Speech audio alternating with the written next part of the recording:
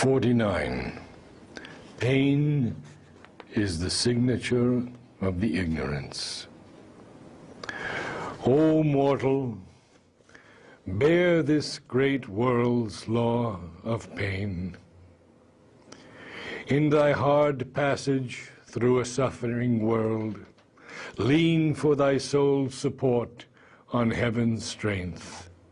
Turn towards high truth, aspire to love and peace. A little bliss is lent thee from above, a touch divine upon thy human days.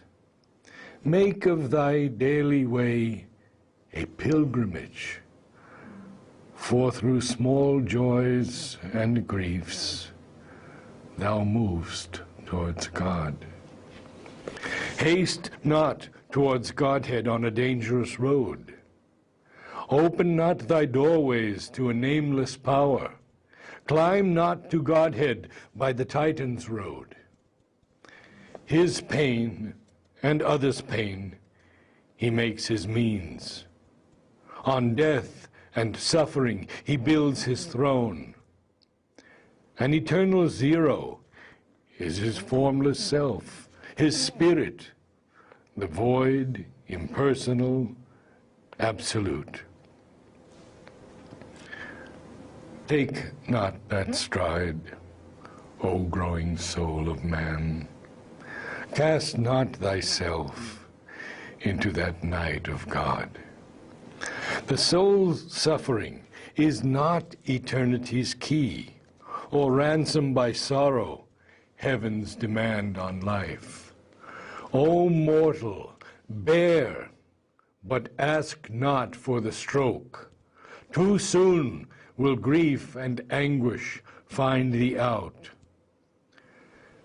Too enormous is that venture for thy will.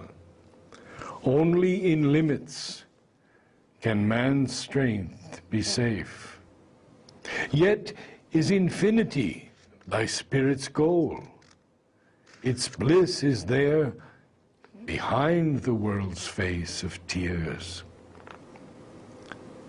A power is in thee that thou knowest not. Thou art a vessel of the imprisoned spark.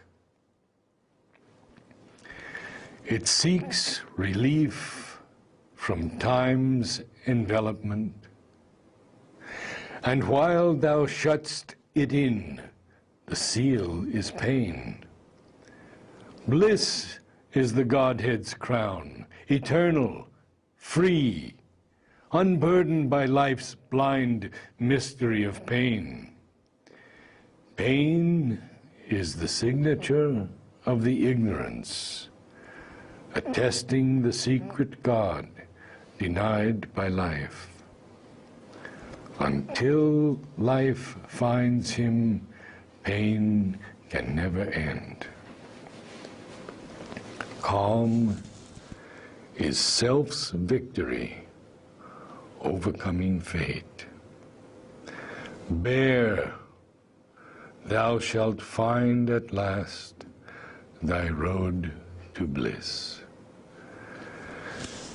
Bliss is the secret stuff of all that lives.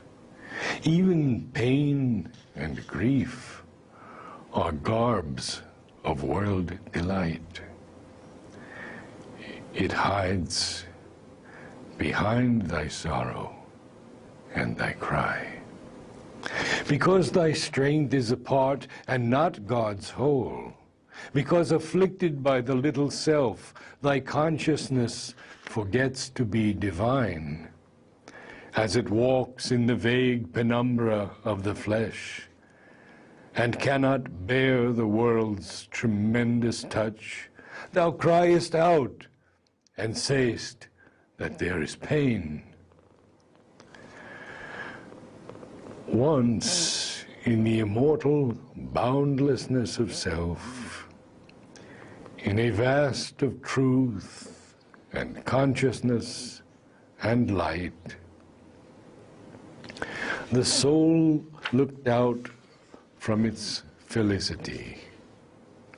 It felt the Spirit's interminable bliss.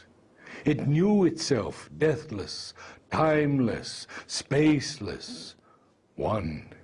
It saw the eternal, lived in the infinite.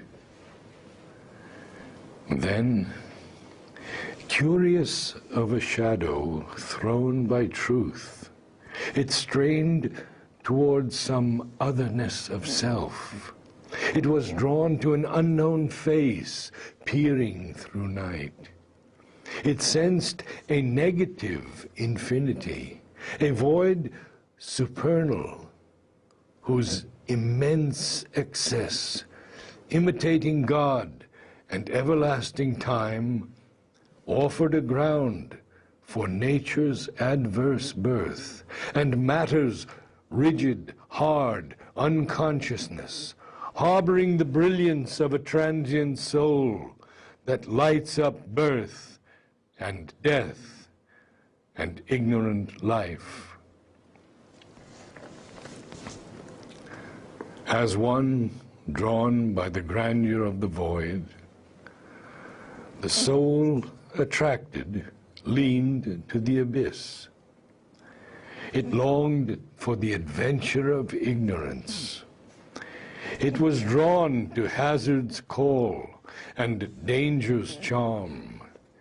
It yearned to the pathos of grief, the drama of pain, perdition's peril, the wounded bare escape, the music of ruin and its glamour and crash, the savor of pity and the gamble of love and passion and the ambiguous fates, and passion and the ambiguous face of fate. A huge descent began, a giant fall. For what the Spirit sees creates a truth, and what the soul imagines is made a world. A thought that leaped from the timeless can become indicator of cosmic consequence,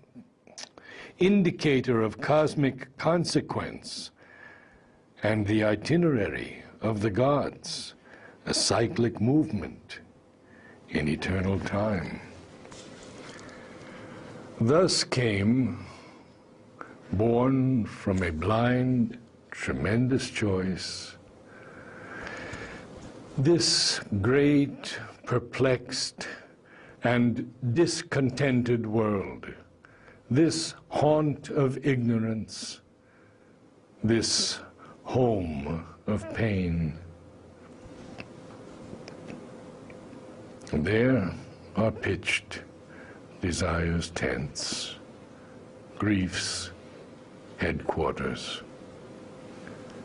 A vast disguise conceals the eternal's bliss.